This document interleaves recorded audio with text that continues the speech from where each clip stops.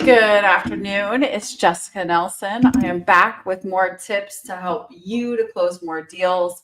Today, I'm thinking about spring market. We are in March, and if you are in most parts of the country right now, you are starting to see your personal economy pick up. You're probably getting a lot more listings now. You're having past clients starting to reach out to you saying things like, hey, it's March. How's spring market looking? So, the skill that I wanted to help everyone with today is not how to get the listing because they're going to come to you fairly easily at this point, but it's how to get your offers accepted by your sellers. Now, for a lot of us, we really don't have any type of system, script. We kind of just, and let's be honest, right? A lot of people, what do? We just email that contract, that offer that comes into the seller, and we wait to see what they say. Raise your hand, drop a thumbs up if this has been you, because it's totally normal. What's up, Tony, Queen City, Amanda, Derval? Glad to have you guys joining us. So it's a very normal thing for most realtors. You get the offer, you forward it to the seller, you see what they say. But actually, there's a formula and a system that you can follow that will help you not only to service the client better, because ultimately that's what we're in the business of doing. We service our clients, but it's also going to help you to get more offers signed. What's up, Amanda? Hi, Tony. Tony, I love that you're joining us from Dubai. What time is it over there right now? Just curious. Hey, Sarah. Good to see you here. Sarah McBride. Everyone say hello. Okay, so how can we get more offers accepted? Let's talk about a formula for exactly how you guys are going to do this. So you put 123 Banana Street on the market today. Today's Thursday, 12 midnight. I love that you're staying up late with us, Tony. Okay, so who has a listing that they're putting active right now? Sarah, tell us about your listings that you're going to put live this weekend. There's a little bit of a delay because we're on StreamYard. All right, so let's just say you guys are putting 123 Main Street live on the market this weekend. And you guys are putting that on the market, let's say 650. The seller said, you know what, my neighbor, they sold for 600, but my house is nicer, so let's try for 650. And that's a nice house. You guys have a bunch of showings this weekend, and you receive an offer on Monday. Now, that offer is probably not going to come in at full price. They might, but most offers that we're seeing nowadays are going to be a little bit lower. Let's say the offer that comes in is 610. How are you going to? She said, I just put my first listing on the market. Way to go, Sarah. Well, good. I'm glad you're with me because I'm going to help you to get your offer accepted. So you put this home on the market today. You have a bunch of showings this weekend. You get one offer by Monday. Although your list price is 650, the offer comes in at 610. How are we going to now communicate with the seller to where the seller is going to decide to do something positive? So what does most sellers do? Most sellers are going to look at the offer and be like, this is a waste of time. Leave me alone. You told me we would get full price. That is a normal response. So let them say whatever it is they're going to say. You're going to want to sit down with the seller. You can either do it with them in person, or if you don't have the time to be with them in person, you guys can set up a Zoom to go over the offer, or you can just do it by phone, whatever is their preferred means of communication. And when you go over this offer, what I'm going to share with you guys is an easy 7-step process to get to an answer. So the first thing you're going to do, step number 1, we're going to talk about the motivation to move. Sarah, why are you putting their home on the market? Are they downsizing? Are they relocating for work? What is the reason why your sellers put their home on the market? Or anyone who wants to share about a seller that they currently have. What's a motivating factor that one of you guys are dealing with right now for one of your sellers? I'm going to just pick one. So let's say your seller asked you to put their home on the market because they're relocating for work. That's probably some of you are dealing with that motivation right now. The first thing you're going to do, step one, is talk to them about their motivation. Okay, to upgrade their property and sell their first property they own. They're moving to another town. Perfect. Perfect reasons. Lorena. So, yeah, you know what, Bob and Sue, it looks like we did just get an offer. The offer, we're going to discuss it. But first, I just want to make sure I understand correctly. You definitely want to get to Palm Springs by July. Is that right? That's the reason why you're selling this home here in Dallas? Yes. Okay, great. So step number one is to discuss their motivation. Why are they selling? Whatever it is, we're going to discuss that first. And what's the reason why we're doing that? It's because sometimes people get so focused on fighting or on ego-based, I got to get my price because my house is better than my neighbor. They sometimes forget why they're selling. So we want to bring them back to what they're looking to accomplish. So if they're looking to accomplish moving to another town, if they're looking to accomplish selling one property so that they don't have to carry two mortgages, step number one is talking about that motivation and why we're even here together in the first place. Now, what's the second thing we're going to talk about? What's the first thing that people love to tell you when the offer is not where they want it to be? They start to rag on the buyer, right? Most sellers, if they want $650 and the buyer came in at $600, the first thing they're going to say is, well, they can't afford it, or they shouldn't even be looking at my house. So step number two is you're going to discuss the buyer's qualifications. And I'm going to test you guys to go a little bit further because, yes, you have their pre-qual letter. So Dan, Alex, Kim, you guys probably know what the lender is saying they can afford. But have you talked to the buyer's agent to find out more about these folks? I typically like to find out, and I'm not asking for like a heartfelt long letter. I'm not saying, they don't need to write you guys love letters and send videos like we did back in 21. But talk to the buyer's agent, or if they're your direct buyer, about their financial standing. How long have they been employed? What do they do for a living? What kind of home are they moving from?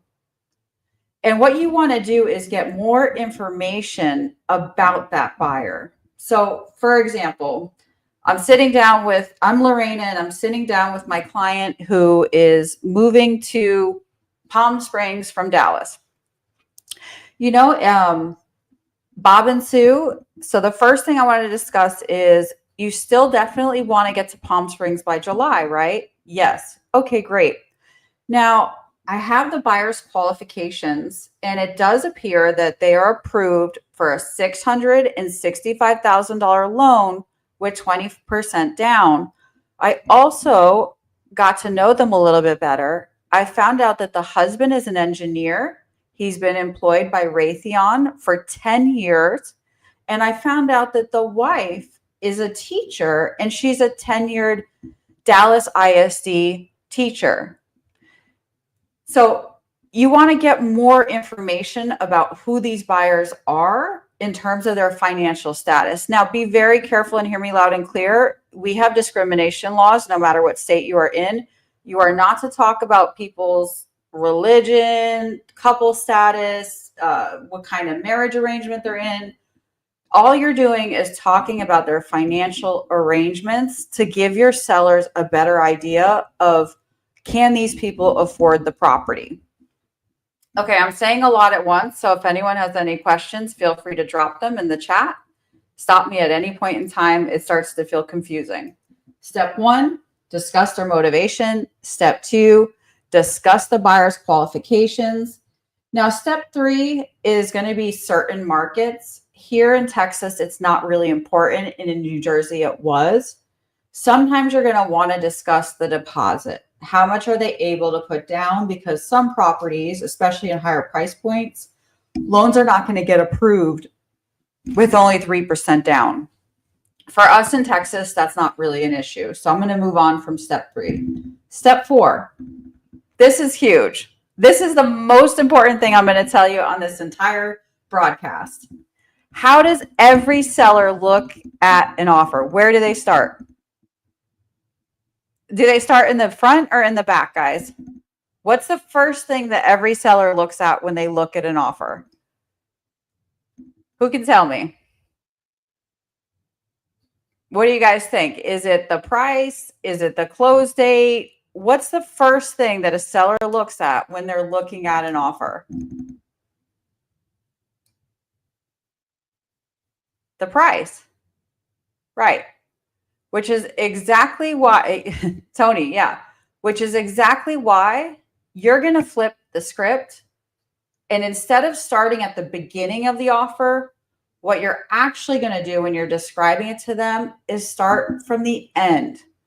And why are we doing that? Because we all know that even if you gave your client 10%, 20% over asking, they still feel like it's not enough. So what you're going to want to start with when you're talking about the terms is read from the back of the contract to the front. So what does that look like? You're going to start with, okay, well, it looks like the buyer wants to close by April 20th. So that would be well in time for you to make it to Palm Springs in July. The seller is not asking you for any concessions. So you won't have to kick back anything from the price that they're offering you. And the other thing that they're looking for is they're going to pay their own buyer's agent. And then you're so on and so forth. You're going to start with the terms and end with the price. And the reason why you want to start with the terms first is because once they hear price, they turn off. Drop a fire or a like in the chat if you have ever had a seller that the minute you told them the price, they didn't want to hear shit else. They just, whoop, their ears, they turned off. That's it. And that's because that's normal human reaction. If people don't like the price they're being offered, they're not going to listen to anything else, and they're going to not be reasonable with you. So that is why you want to start at the back of the contract discussing terms and then end with price. Now, at this point, we're at step number 4, read the contract from back to forward and discuss price last. What do you think we want to do next? Step number 5 is you're going to go to the net sheet. Now, when I say the net sheet, I want you to be very clear with your clients that this is just an estimate and that there may be other fees included, because you don't want to be telling people that this is exactly what they're going to get. There could be some changes, obviously, but you want to use the net sheet as a rough idea. Okay, Bob and Sue, you're looking to get to Palm Springs by July, and you were looking to net after paying all fees and your mortgage, $250,000. Well, based on the offer that we've received and the terms and price of that offer, it looks like if you were to accept it, you would be just a little bit short. You would be at $230,000. So what do we need to do to make this offer to where you would accept it? Again, what we're looking to do is keep the conversation going and or to get this contract signed. Step 1, discuss their motivation. Step 2, discuss the buyer's qualification. 3, discuss the deposit. 4, read the contract from back to front and talk about the price last. 5, you're going to go directly to the net sheet. Number 6, what you're going to do is review quickly the highlights of the offer. So what are the good points of the offer? Here in Texas, a good point would be buyers paying for title. We don't see that very often in this market today. A highlight would be they're choosing to pay their buyer's agent. That could save them 3% on $650,000. We're not talking about chump change. That's almost $20,000. So actually it is 20,000. So you want to, step number 6, review quickly the highlights of the offer, the things that are good about the offer. And then obviously number 7, you're going to ask them, So how do you feel about moving forward with this offer? And what do you think every seller is going to say? If you have gone through all of those steps, most sellers are going to say something like, do you think we could get a little more? What do you think we should counter at? And do you see how it went from, if you would have just sent them the contract and said, here you go, they would have given you the bird to you and told you, yeah, no, thank you, this offer stinks. To, if you follow this 7-step presentation with them, you can actually get a real conversation going to where you either receive a counter that they want to give, or maybe they even just decide, you know what, I'm tired of being on the market, I'm ready to go, let's sign it. So I'm going to give you guys 2 more scripts to help you. And these conversations are always better when there's a lot of interaction. So any questions you guys have, drop them for me. Anything you may not agree with, I love feedback. So put whatever you're thinking and write in the chat. That's what we're here for. So 2 scripts that can really help you. When you're in the part of the discussion where you're talking about net sheets, this is generally where you can say this to your client. If you guys have a pen, take it out right now. This is one of the most helpful scripts that I have for sellers. Mr. and Mrs. Seller, there are 2 things that we do not know with certainty. The first is, number 1, we do not know how long it'll take before we get another offer, nor do we know if we will get another offer. The other thing we don't know with certainty, Mr. and Mrs. Seller, is whether or not the next offer will be the same or better than this one. Why are we saying this to sellers? If you're saying things to your clients like the first offer is the best offer, you might as well retire. That is something that my grandmother used to say. Please, we are making way too much money to be talking to clients like that in 2025. However, part of that sentiment is true. Part of the sentiment of where that all started from, the first offer is the best offer, it's because any experienced agent will tell you that the excitement for a property is the highest when it's first listed. And then obviously, the longer a home has been on the market, the lower the offers generally come in. Higher days on market, lower offers. This is typically a fact across the country.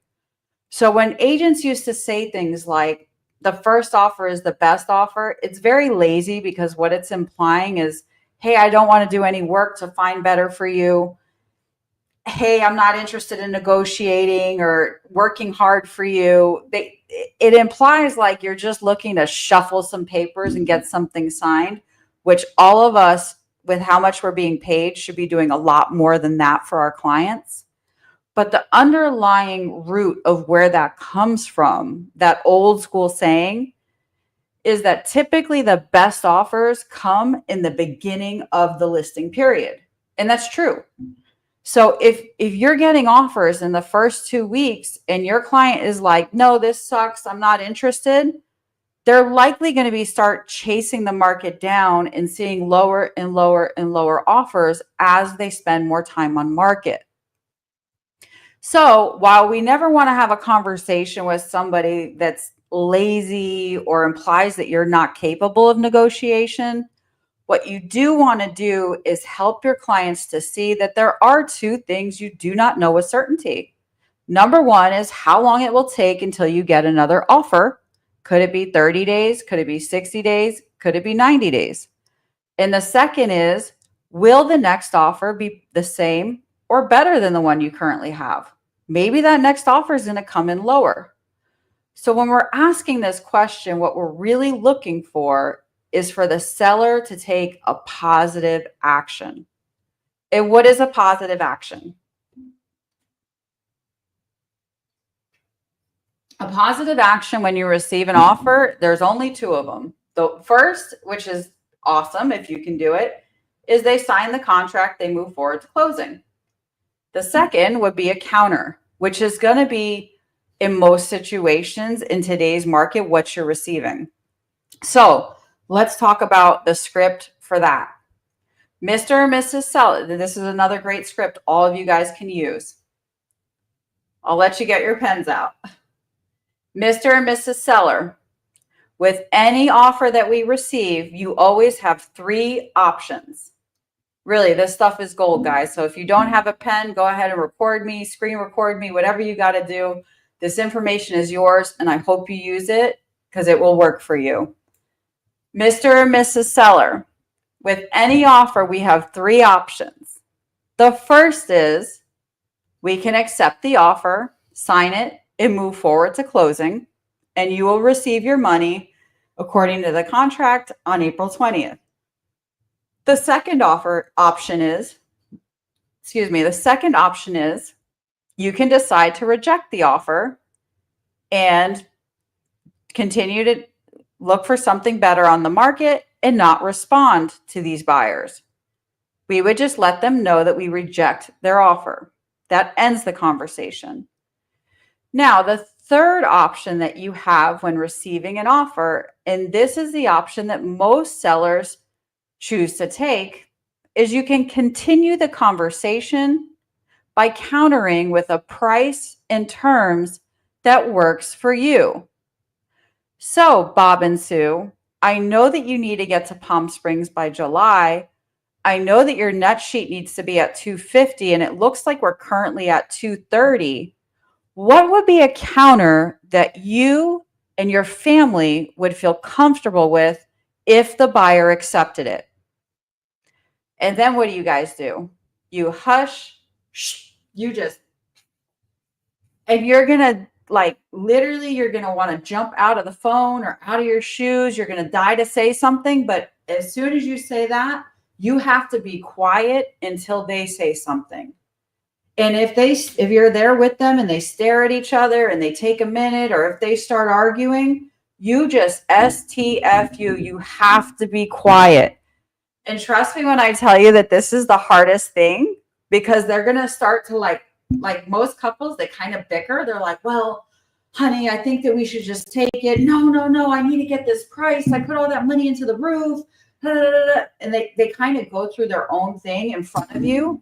You really have to do your best to just sit there and be quiet and supportive.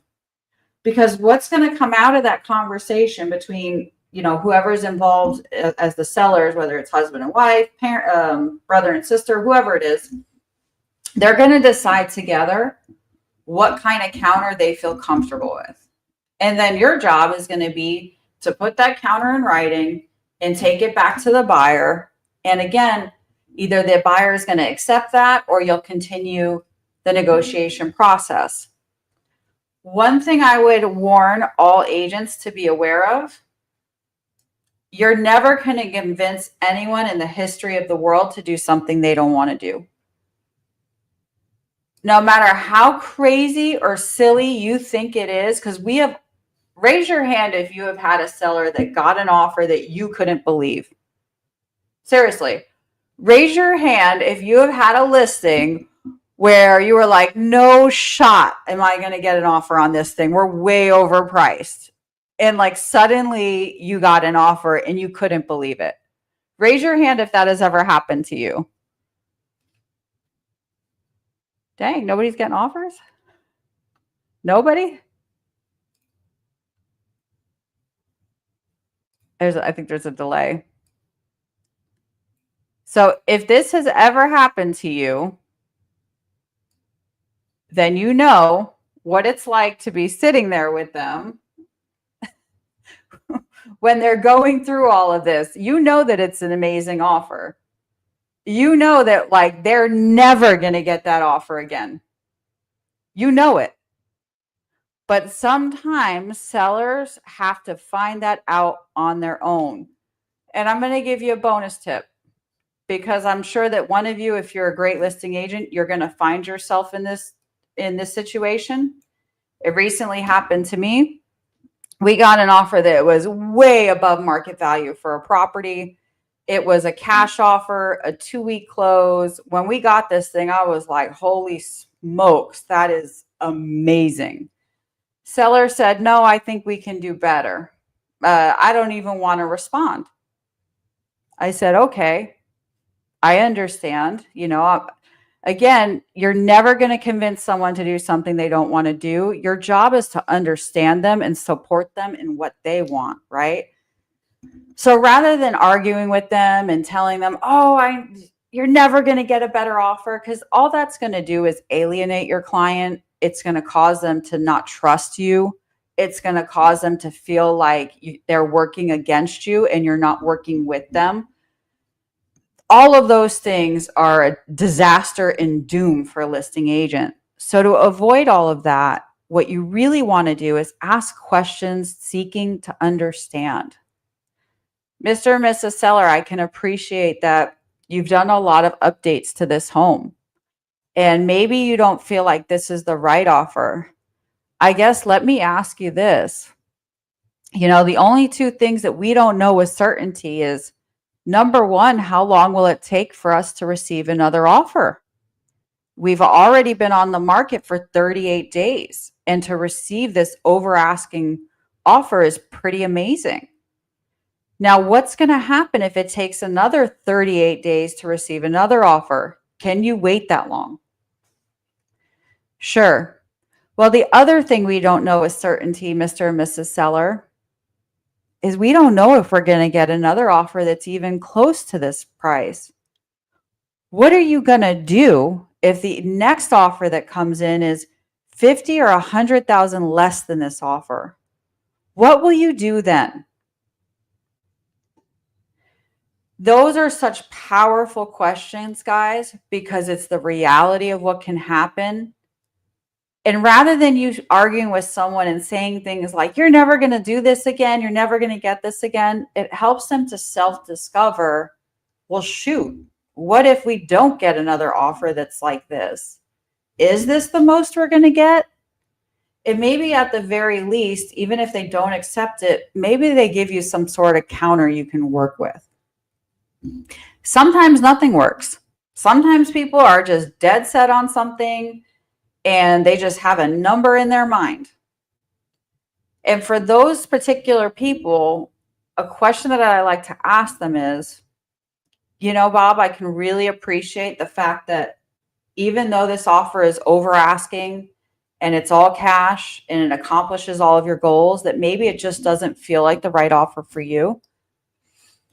One thing I'd like to ask you is, if you never get another offer like this, maybe the next offer that comes in, the next highest offer you get is 100,000 less. Are you going to feel that I didn't give you the right information, that you should have taken this offer, and it was my fault that I didn't tell you?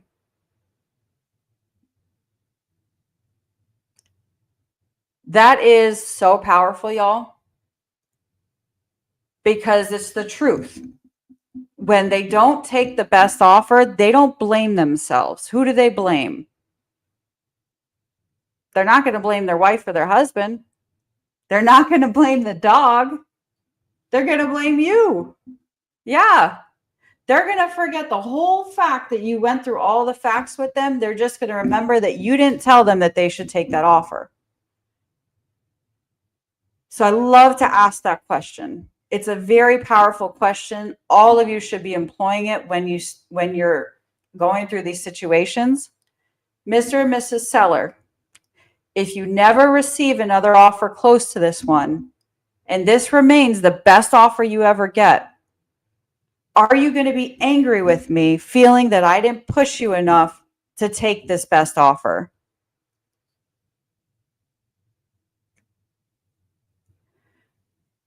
I have had sellers say to me, you know what? I'm not going to be angry with you. I'm going to be angry with me. And then they continue to list with me, and they did end up taking another offer that was $150,000 less.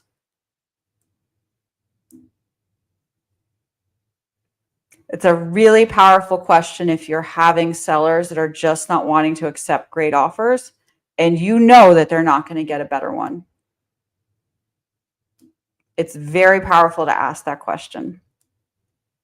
So I hope that you guys are going to put these 7 tips to use. So again, the 7 steps to getting your offer accepted. Step 1, discuss their motivation. Why are they moving? What are they looking to accomplish? Step 2, what are the buyer's financial qualifications? Do we believe that they are actually going to complete the purchase? Or is this someone who last minute threw together a pre-approval? Can they really afford the home? You want to discuss the buyer's true qualifications with the sellers. Give them peace of mind.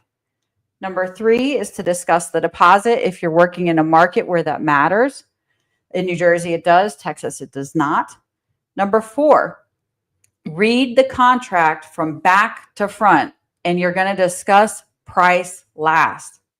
Number 5, go directly to the net sheet and talk about what they need in order to sell. Number 6, quickly review the highlights of the offer. What are the positive points of the offer? What are the good things about this offer? Number 7, ask for the signature. And 2 scripts you guys can use. Script number 1, Mr. and Mrs. Seller, there's 2 things we do not know with certainty. Number 1, how long it will take for us to receive another offer. Number 2, if the next offer will be the same or higher than this one, or even close to this one. The other script that you can use, Mr. and Mrs. Seller, there's 3 options that every seller has available to them when receiving an offer. Option number 1 is to accept the offer. Go ahead and execute it. Move forward to your closing date of XYZ date. Receive your cash and move on that day. Option number 2, reject this offer. Let the buyer know that they're just not in the ballpark and we're not interested in working with them, end the conversation. And then option number 3, what most sellers choose is to continue the conversation. And that's by countering the offer. What would be a counter that you and your family feel comfortable with if the buyer were to accept your counter? And then you hush, let them answer, and you provide that counter, whatever it is, to the other side. Remember what our real job is as realtors. One of my old colleagues used to say to me that we are on a chessboard and our job is to move the pawns closer on the board. Your job is not to be a hero. Your job is not to reinvent the wheel. Our job as realtors, if there's, a buyer's agent, a seller's agent, is to move the pawns closer on the board. Get everyone moving in the same direction forward. And sometimes it takes a little massaging in every direction to get that thing to work. But if you use these scripts, you're going to find that a lot more of the offers you present this spring will be either accepted or countered. I have somebody exciting in my oh my Lord, in my studio. Okay, ladies and gentlemen, I hope that was helpful to you. There's somebody that I've been watching closing a ton of deals. We prospect together every day. The guy knows everything there is to know about real estate. I ask him for help all the time. And I want to bring him on, Mr. David Allen Knight. Much appreciation to you, Coach Jay Nelson. You are. I've been watching you, and we met years ago, and we were both new to listing property back then. Yes, we were. And back then, to me, you were Boston Dave, the singer, because you were. I know you were in a band, right? Yeah, I was Boston Dave, entertainer, rock and roll tribute artist, investor, property management company owner, entrepreneur, looking to grow my horizons and become a listing agent, because they say you got to list to last. And met you at a Mike Ferry Superstar Retreat in Las Vegas. Were you brand new? Because I felt like you were already doing business. I was doing business. I was new to listing homes. Totally different skill set versus, being a cutthroat investor and owning property and managing property. So it's totally different set of skills that I needed to learn to master. A new stage to conquer. Seriously. Indeed. Yeah, I Yeah. remember meeting you there with my good friend Jillian, Mm. and we were picking your brain because you really knew a lot about real estate, and we couldn't believe that, you were, I guess you were learning a new skill, which Yes. is refreshing, right? Because a lot of people, when they learn one thing, they feel like they know everything. And you are always a student. You're always looking for something new to learn. Correct. Yeah. What's the latest So, and greatest that I've learned? Talk to me. yeah. So, the reason why I wanted you to come on today is you did something pretty exciting. Which And I was? wanted everyone to share, learn more about what that is. Yeah. So, Dave, we reconnected, I guess, maybe 4 or 5 months ago. I mean, I've been on your podcast and we've stayed friends for years, but Correct. you were at LPT I and you was. recently made a decision to do something different. Correct. Do you care to share? Yeah. So, God works in mysterious ways. And when he wants you to go through the door, often we have blinders on and we don't do it. And more than a leap of faith, I just knew that this was the right opportunity for me to align myself with other like-minded people who really treat their business as a business, who really understand that sharpening the tools in the toolbox needs to be done on a daily basis. Understanding that people need to see 3, 5, 10 years down the road in their business and in their life and make adjustments and make corrections. And more importantly, look in the mirror and say, you know what? I can do better in life. I can provide better for my family. I can provide better for my clients. And that's what the Elite Builders provides to agents like you, myself, and countless thousands of others that are potentially waiting to become part of our group. And I saw that opportunity. I didn't need to be pitched. I didn't need to be sold. I just said, hey, let's go, let's grow. Let's do it. I loved it. So both you and Perry were there. You know Perry, right? Tell me more. Perry's a great guy from Milwaukee. He also joined. I think you spent some time with him, but Okay. most people, when I talk to them about, hey, so what do you think? What are you looking to accomplish in your career? Mm-hmm. They're a little bit hesitant, right? They're a little bit like, well, I don't know. I need to talk to my spouse. I need to Yes. think about my budget this year. I need to talk to my coach. Both of you came up to me and you're like, yeah, I'm good. Yep, Yeah. I'm good. I've been So down this talk to road me about before. what made you decide or what made you feel that way, that you were like, hey, this is good for me. You. Tell us more about that. Yes. Well, you've grown tremendously over the years, and I've followed you. I mean, it's not like it's not like we've had regular communications, what have you, on the phone, what have you. But I've just followed you on Facebook, Instagram, et cetera, et cetera, and I'm just so impressed with the challenges that you faced as a single mom, two teenage girls, spending and devoting time with them. They're actually your number one, and that just reflects in your motivation and in your business. But more importantly, transforming. I'm moving from New Jersey to a brand new market, and taking that brand new market on, and then encouraging others to be mentored by you and seeing them grow too. I'm just happy for you. It's an honor and a pleasure to have you recognize that, especially someone of your caliber, because I feel like we've built at the same time and in many of the same ways. And those are the people that you want to be in business with, people who have the same mindsets and the same ethics and principles, Mm-hmm. So tell us about the skills that you bring and what you're excited to start doing. You got about an hour? Take as long as you want to. Well, Coach, There's many things that I feel that I bring to the group.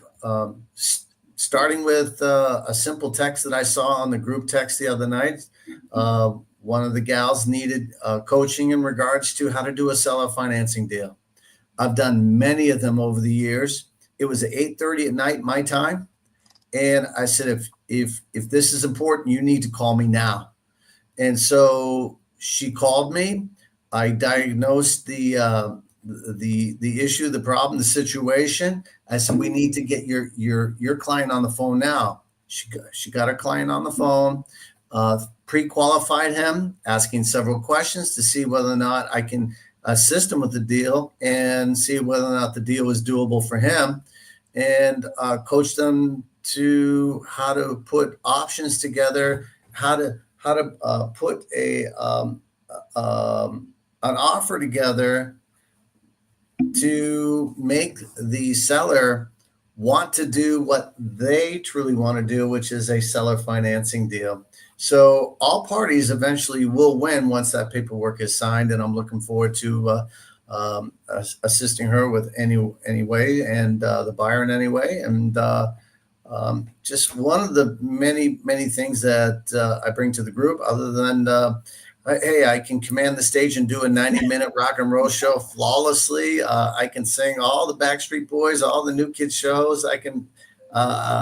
talk about my boy band days, the whole 9 yards. But more importantly, I've been in this business since 2005, been an entrepreneur since I was in high school.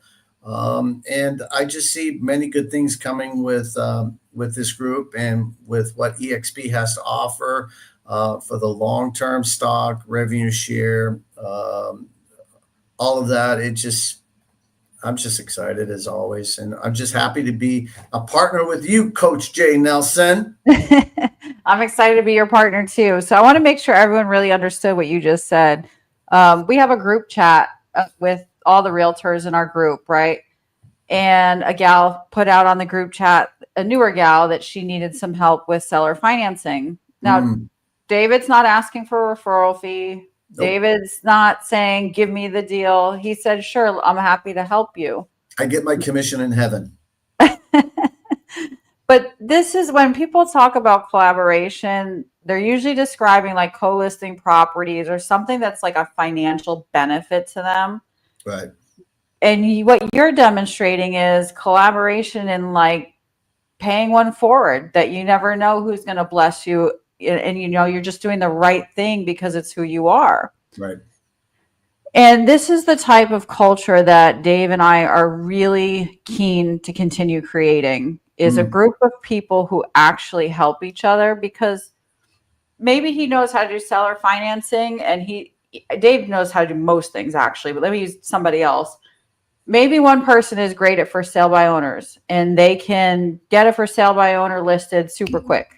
Yeah. But maybe they don't know how to do wholesaling or seller financing. There's somebody in our group who's always willing to help someone else. And it's been beautiful to see the culture evolve, because it attracts people like Dave and it detracts people who are like, no, what's in it for me? Where's my cut? Right. And it's just been really beautiful thing to see that we've been growing together. Tell me about who you would like to help. If someone's watching right now and looking for maybe a new group that would better suit them, right? What would you be looking for in a partner that you'd want to partner with? That's a great question. Someone who may have high goals, big ambitions, but just doesn't have the knowledge, the specialized knowledge to do so. All professional athletes are gifted in many ways. However, they work on their craft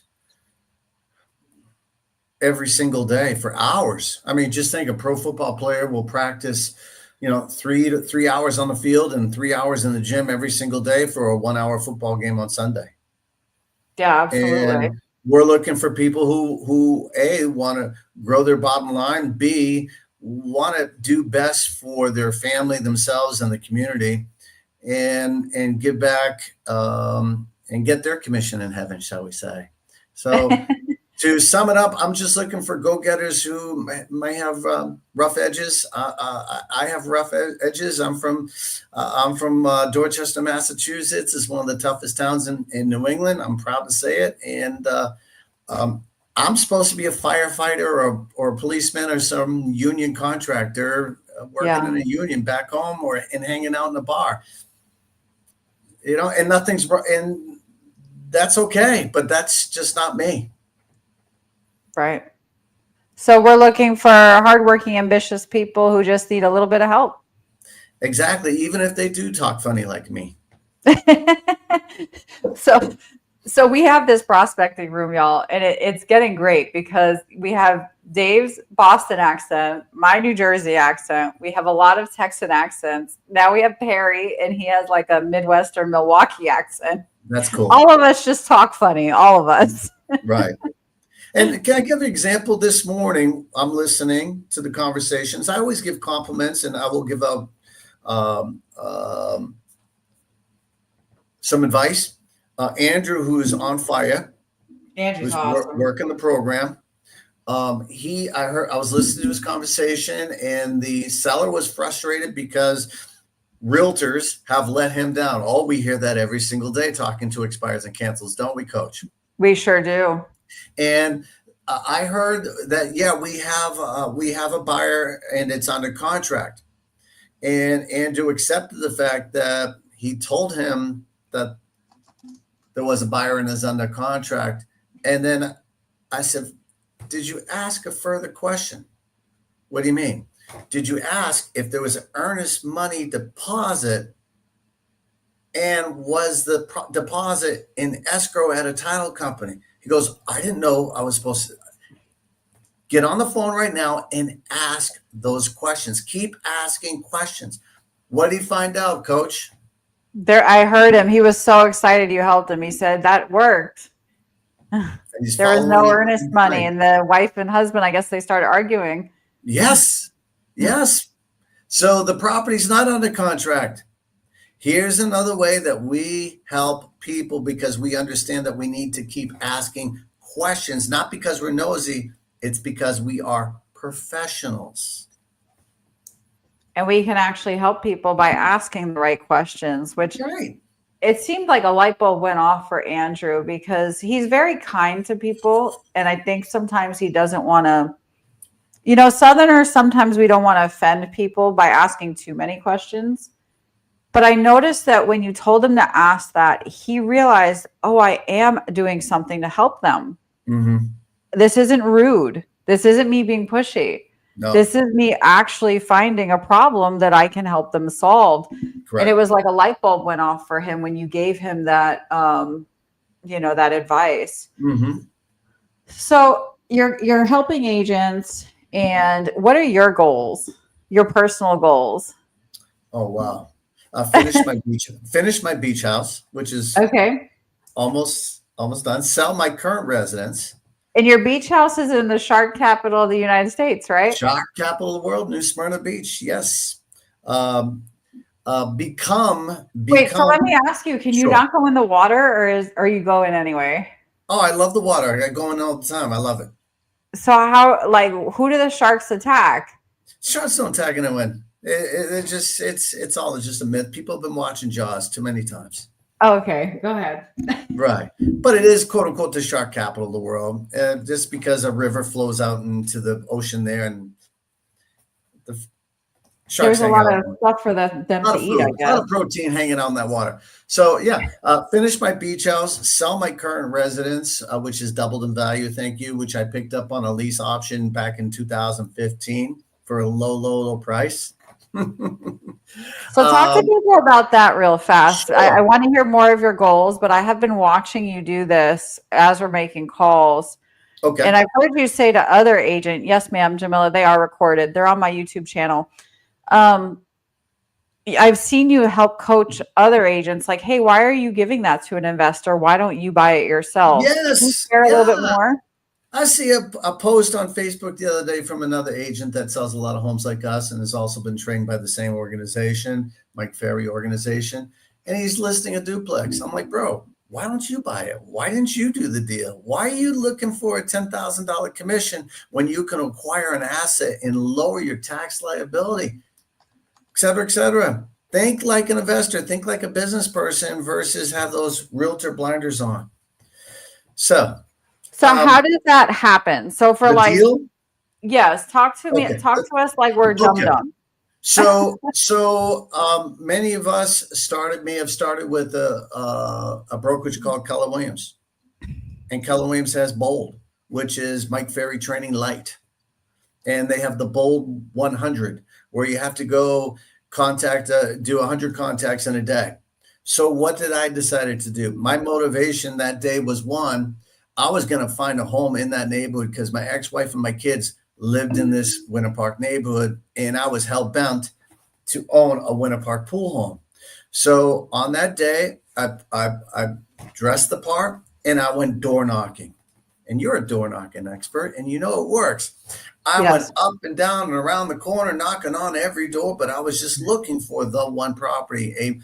I was looking for a property that needed work.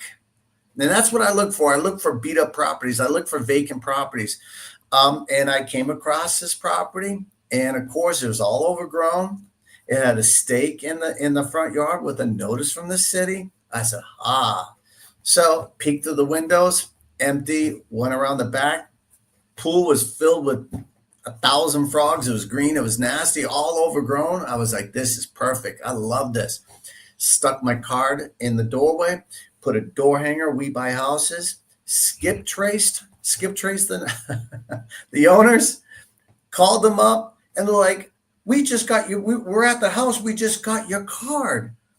I said, fantastic. Yeah. I said, I'd love to meet with you folks. That's if you folks are entertaining offers to sell the home. They go, how did you know? We were about to call you. Made the appointment. Within 2 weeks, had the contract signed with an option to purchase, because at that time, I had foreclosures from previous 2008, 9, 10 properties I had to give back. I couldn't get a loan. So I got the property under contract. I got the asset under contract with a lease with an option to purchase. So I got the property under contract. I moved in. The kids lived around the corner. Oh my God, daddy's in the neighborhood now. And within 2 years, I had the kids living with me, and the ex moved somewhere else. Win-win. And then I closed on the property.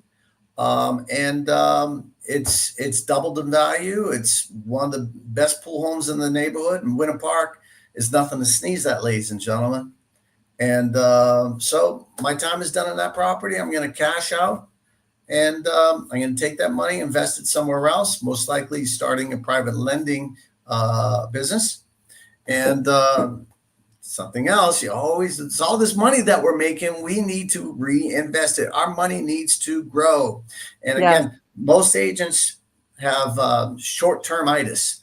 Well, I got to survive. I got to pay the bills. Yes. Well, let's not think that way. Let's think as business people. The real estate business is absolutely phenomenal because there's so many different ways to make money. I mean, the real estate business, real estate in the USA is half of its GDP is real estate. Come on, there's so many different ways to make money in this business. I love that you bring this up because you're a person who always looks for solutions. I've watched you do this several times. You're like, okay, well, the property won't work for this. Let's find another solution. You're always looking for one. Mm-hmm. And a lot of people have the tendency that if something doesn't fit their box, it's worthless to them, or they can't be bothered with it. They pass. Mm-hmm. So that's a great quality that is likely served you really well throughout your life. Right. So I interrupted you to ask you about the deal, but tell us more about your goals. Okay, my goals. Well, this year I'm going to do 56 goals. 8 will be buyer control. By the way, I just got another buyer contract signed today. 56 So deals, not goals, right? You said 56 56 goals. deals. Yeah. Deals. My income, 56 deals. Yes, exactly. Um, I'll do over $500,000 in commissions. I'll And you're going to make finish another. your beach house. I'll finish my beach house. You're invited. Bring the kids. Can't wait. But more importantly, looking to grow this organization, I see at least adding 15 people to my organization, and Mhm.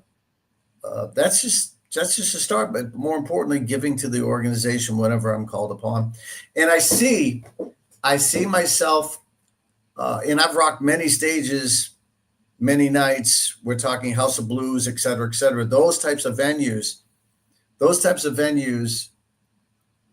I see myself on stage at versus doing rock and roll, doing real estate, presenting how to present this way or how to get this deal done or how to find a deal, how to continuously bring in new business by doing one thing, that's doing an outbound and calling sessions every morning, which is very important. So that's where I see myself going with this organization, and just growing the business and growing myself and growing my skill set. And that's what attracted me to the Elite Builders. Love it. And you're going to be an amazing speaker. A few things that I learned going through speaking training is there's Which no I need, by stage the that's way. too I butchered small. the English language. Well, Tell it's us more, funny please. because most great speakers don't speak proper English. They just motivate people, right? And that's what people want to listen to. So don't worry about speaking proper English or being Got it. grammatically correct. I will. But what I was thinking about for you when you were talking is, Yeah. I remember Pete Vargas and Pat Quinn, they shared with us that a lot of times when people start speaking, they want like to speak at GrowthCon or speak at the Aspire, right? Huge, big stages. Yeah. And they said not to ignore your local stages and smaller stages, and never to feel like a stage is too small for you when you're getting started.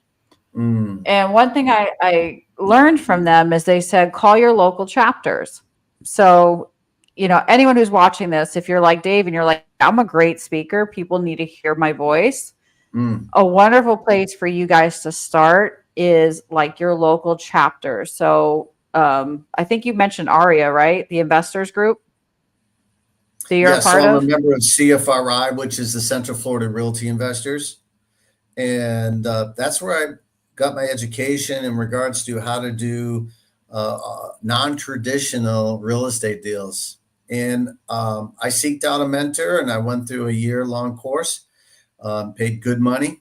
However, I shouldn't say however, this mentor truly instilled in me that to think outside the box will not only solve many problems, but will solve many financial problems, more importantly. So it sounds like they've added a lot to you. A great way to add to them is ask them, hey, if you ever need a speaker to help you, these are the things that I'm an expert in, and I'd love to give back to your community. The script that Pete and Pat gave us for getting on stages, and I'm happy to share this with everyone. Let's do it. You take a video of like a selfie video, because they want it to be very real, very natural. Yeah. I'll give you guys an example. Please. Hey, Claudia, I saw that you're doing a real estate event in New Jersey for female realtors. And I know that a lot of real estate agents right now are struggling with how to do more deals. And it's been kind of a down market for a lot of people. So I have this program that helps agents to do 50 deals their first year in business. If you think that that's something that would be helpful or beneficial to your audience, I'm more than happy to speak. I don't want a fee, and I can guarantee at least 10 guests to support your event. If I can help you in any other way, let's talk, and I'll be waiting on your call. Boom. It's awesome. So the first thing you want to do is talk about what they're doing, their audience, and like you know, what they're doing that's great. So, hey, notice you're getting women together, notice you're getting investors together. It's amazing what you're Mhm. doing for them, whatever's true. Then you're going to share what you can do to help them because Mhm. no one gives a right? No one cares about like what you want. They care about what they want. Correct. So, what can you do to help their audience? And then, what can you do to help them? All meeting planners are having the same problem. They need better attendance. If you have Mhm. 100 people at your event, you want 300. If you have Mhm. 500 at your event, you want 1,000. That's Right. just how meeting planners are. So, if you can guarantee them butts and seats or tickets sold, they are 9 times out of 10. If you send them that message, going to be so happy to hear from you. They will give you an opportunity. Right. So I hope that's helpful to anyone. Let's go. Let's Hey, grow. Erica. Yeah, I mean, listen, you have so much to offer, and agents can really take a lot from your experience and also your energy. You're very kind and very giving. That I think if you've been watching David and you're like, hey, I want to reach out to him, he's always going to be kind and happy to hear from you. As long as What you're other, taking the information and are ready to act on it. yeah, no lazy people who don't want to make cold calls. No. No, let's No. not be mean.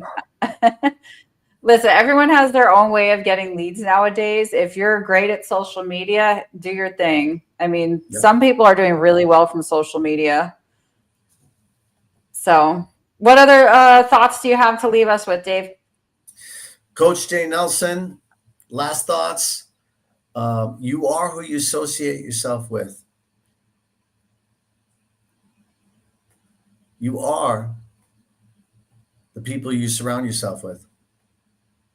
So surround yourself with people further down the journey where you want to be, and work at your craft every single day, and be coachable and be open to taking criticism, and just get up out of bed early every morning with positive energy, positive mindset, and follow a plan.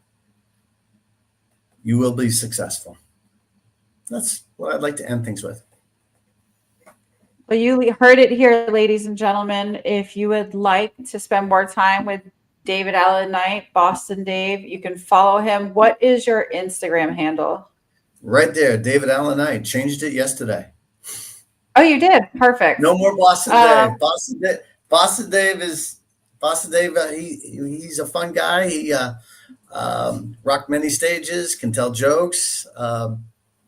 Life of the party.